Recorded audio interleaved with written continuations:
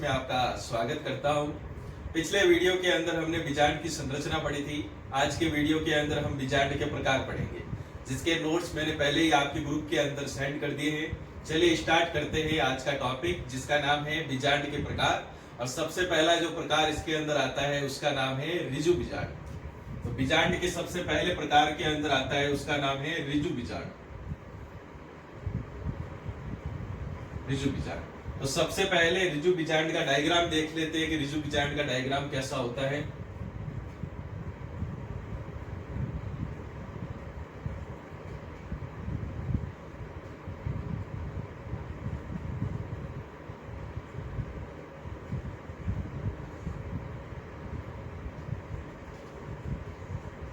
ये कुछ इस प्रकार का ऋजु बीजांड का डायग्राम होता है। सबसे पहले जो दो अध्यावरण दिखाई दे रहे हैं जहां पर वो आपस के अंदर टच नहीं हो रहे, तो वो वाला भाग क्या कहलाता है? बीजांड द्वार कहलाता है। बीजांड द्वार। नीचे सबसे नीचे जो नलिकाकार संरचना आपको दिखाई दे रही है, इसको बीजांड व्रंत कहते हैं। बीजांड व्रंत, ठीक है। और बीजांड व्रंत के ऊपर की तरफ क्या पाया जाता है? निभाग पाया जाता है। निभाग। ऋजु बीजांड का ये डायग्राम होता है। दरअसल ऋजु बीजांड को सीधे प्रकार का बीजांड भी कहा जाता है। इस बीजांड के अंदर देखिए, आप स्वयं देख सकते हैं कि बीजांड द्वार, निभाग और बीजांड व्रंत, ये तीनों के तीनों एक सीधी रेखा के अंदर क्या होते हैं? पाए जाते हैं। और इस प्रकार का जो बीजांड होता है वो आपको अनावृत बीजी पादपों के अंदर देखने को मिलता है। अनावृत बीजी पादप क्या होते हैं? ऐसे पादप जिसके अंदर बीजांड तो पाया जाता है लेकिन अंडा से नहीं उपस्थित होता, मतलब उसके अंदर बीज तो बनेगा लेकिन फल नहीं बनता है। तो ऐसे पादप क्या कहलाते हैं? अनावृत बीजी पादप कहलाते हैं। तो ऋजु प्रकार का जो बीजांड होता है वो आपको अनावृत बीजी पादपों के अंदर देखने को मिलता है, जिसके अंदर बीजांड द्वार, निभाग तथा बीजांड व्रंत तीनों के तीनों एक सीधी रेखा के अंदर पाए जाते हैं। दूसरा जो बीजांड का प्रकार है उसका नाम है प्रतीप बीजांड। दूसरा जो बीजांड का प्रकार है उसका नाम है प्रतीप बीजांड।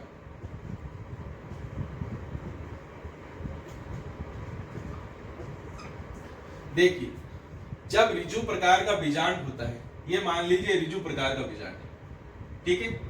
और सबसे नीचे जो संरचना पाई जाती है उसको हम क्या बोलते हैं? बीजांड व्रंत बोलते हैं। जब बीजांड व्रंत के आकार में क्या होने लग जाए? वृद्धि होने लग जाती है, तो ऊपर वाला जो बीजांड का भाग होता है वो 180 डिग्री एंगल के ऊपर क्या कर जाता है? घूम जाता है। इसके घूमने से जो बीजांड बनता है उसका नाम होता है प्रतीप बीजांड। इसका डायग्राम जो हमने बीजांड की आंतरिक संरचना पढ़ी थी उसी प्रकार का देखने को मिलता है। ये कुछ इस प्रकार का,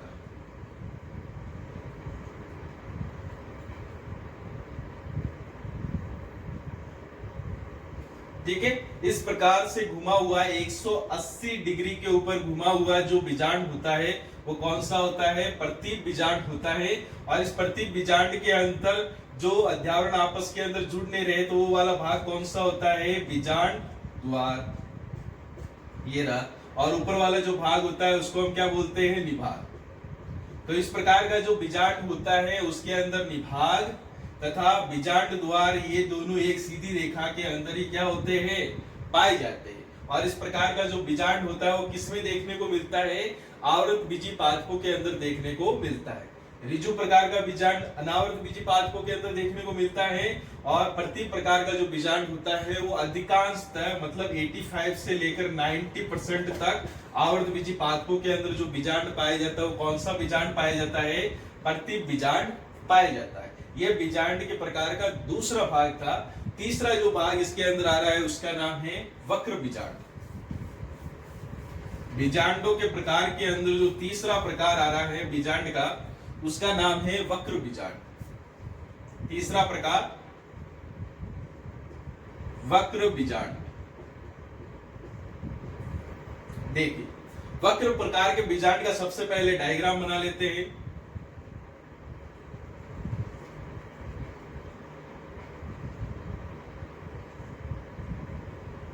ये इस प्रकार का डायग्राम है। तो जहां पर अध्यावरण मैच नहीं कर रहे वो वाला भाग कौन सा होता है? बीजांड द्वार। और इसके टॉप सीट्स वाले भाग की तरफ कौन पाया जाता है? निभाग।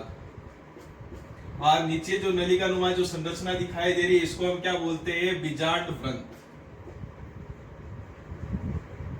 बीजांड व्रंत।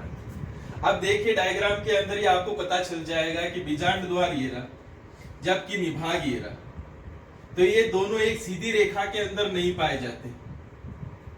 ठीक है। दूसरी चीज कि इसके अंदर जो बीजांड व्रंत होता है और जो निभाग होते हैं ये एक दूसरे के कैसे रहते हैं, समकोण अवस्था के अंदर रहते हैं।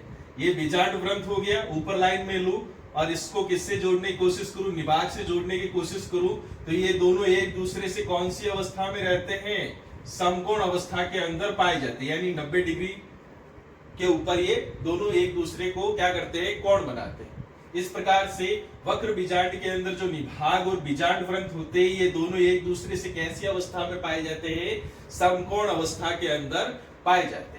तीसरी और सबसे इंपॉर्टेंट चीज जो इस वक्र बीजांड के अंदर देखने को मिलती है वो होता है कि इसके अंदर जो बीजांड काय होता है, ये वाला जो बीजांड काय होता है, और बीजांड काय के अंदर मैंने बताया था कि क्या पाया जाता है, भ्रूण कोष पाया जाता है। तो बीजांड काय और भ्रूण कोष दोनों ही घोड़े की नाल की तरह, घोड़े की नाल की तरह क्या रहते हैं, मुड़े हुए रहते हैं। घोड़े की नाल की संरचना किस प्रकार की होती है, कुछ इस प्रकार की। तो ये आपको इसी की तरह का दिखाई दे रहा है। मतलब वक्र प्रकार का बीजांड होता है, उसके अंदर जो बीजांड काय होता है और भ्रूण कोष होता है वो दोनों ही कैसी अवस्था में रहते हैं, घोड़े की नाल जैसी शेप के अंदर या आकार के अंदर पाए जाते हैं। ये कौन सा बीजांड हो गया, वक्र प्रकार का बीजांड हो गया। चौथा जो बीजांड का प्रकार है उसका नाम है अनुप्रस्थ बीजांड। चौथा जो बीजांड का प्रकार आ रहा है उसका नाम है अनुप्रस्थ बीजांड।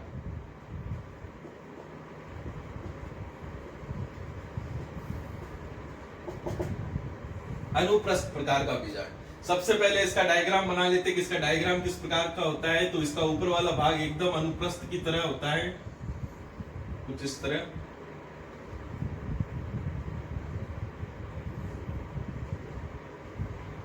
ठीक है। और ये वाला भाग क्या कहलाता है, बीजांड द्वार। और जस्ट ये वाला भाग क्या कहलाएगा, निभाग। और नीचे वाली संरचना क्या कहलाएगी, बीजांड व्रंत। ठीक है। और ये वाला जो भाग यहां पर आपको देखने को मिलता है ये क्या होता है, बीजांड काय। बीजांड काय है ना। तो अनुप्रस्थ प्रकार के बीजांड की क्या विशेषता होती है कि इसके अंदर जो बीजांड द्वार होता है वो बीजांड व्रंत के साथ में कैसी अवस्था में रहते हैं, समकोण अवस्था में। ये बीजांड द्वार, ये देखिए, ये बीजांड व्रंत के साथ में कैसी अवस्था में, समकोण अवस्था के अंदर है, पहली चीज। दूसरी, ये जो बीजांड काय होता है ये बीजांड काय भी बीजांड व्रंत के साथ में कौन सी अवस्था में पाया जाता है, समकोण अवस्था के अंदर पाया जाता है, ये समकोण अवस्था के अंदर।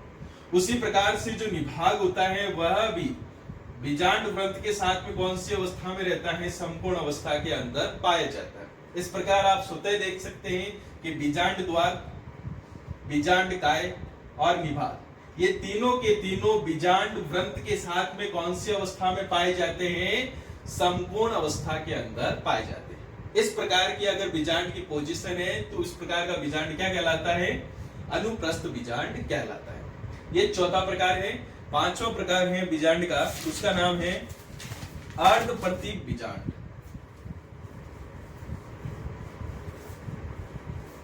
पांचवा जो प्रकार बीजांड का आ रहा है उसका नाम है अर्धप्रतीप बीजांड। अर्धप्रतीप बीजांड।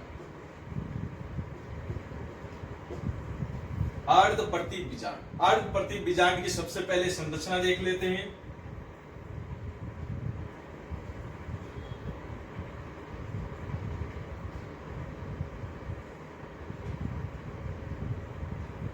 ये रही इसकी संरचना। ये आगे वाला भाग क्या कहलाएगा, बीजांड द्वार। बीजांड द्वार हो गया ये, ठीक। ये वाला भाग क्या कहलाएगा, निभाग। और नीचे वाला भाग क्या कहलाएगा, बीजांड व्रंत। ठीक है, तो आप स्वतः देख सकते हैं इसके अंदर के बीजांड द्वार और जो निभाग होते हैं ये दोनों एक सीधी रेखा के अंदर पाए जाते हैं। पहली लाइन कंप्लीट। दूसरी चीज, ये जो बीजांड द्वार और निभाग होते हैं ये दोनों ही बीजांड वृंत के साथ में कौन सी अवस्था में रहते हैं? समकोण अवस्था में। ये निभाग भी इसके साथ में समकोण अवस्था में है और बीजांड द्वार भी इसके साथ में कौन सी अवस्था के अंदर है? समकोण अवस्था के अंदर पाए जाते हैं। इस प्रकार का अगर बीजांड है तो वो क्या कहलाएगा? अर्ध प्रतीप बीजांड कहलाता है। छठा जो बीजांड का प्रकार है उसका नाम है कुंडलित बीजांड। छठा जो बीजांड का प्रकार आ रहा है उसका नाम है कुंडलित बीजांड। कुंडलित बीजांड। सबसे पहले कुंडलित बीजांड का डायग्राम बना लेते हैं। इसका डायग्राम किस प्रकार का होता है देखो यहां पे।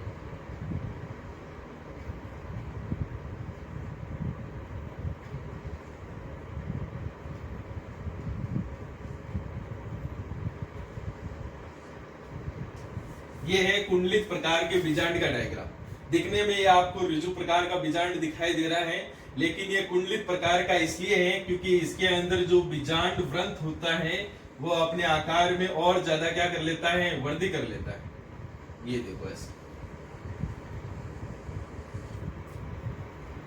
जिसके कारण से ये जो बीजांड होता है वो 360 डिग्री के ऊपर क्या कर जाता है? घूम जाता है। यानी कहने का मतलब कुंडलित प्रकार का जो बीजांड होता है उसके अंदर जो बीजांड वृंत होता है, बीजांड वृंत होता है वो अपने आकार में इतनी अधिक वृद्धि कर लेता है कि जो अंदर का बीजांड होता है वो 360 डिग्री एंगल पे क्या कर जाता है? घूम जाता है। अगर इस प्रकार का बीजांड अगर आपको दिखाई देता है तो वो क्या कहलाता है? कुंडलित प्रकार का बीजांड कहलाता है। आज जो टॉपिक हमने डिस्कस किया उसका नाम था बीजांड के प्रकार। मुझे उम्मीद है आज का वीडियो आपको अच्छी तरीके से समझ में आया होगा। फिर भी किसी टॉपिक से रिलेटेड आपको कोई प्रॉब्लम आ रही है तो आप मेरे व्हाट्सएप नंबर के ऊपर कांटेक्ट कर सकते हैं। मिलते हैं कल नए वीडियो के साथ, तब तक बहुत बहुत धन्यवाद।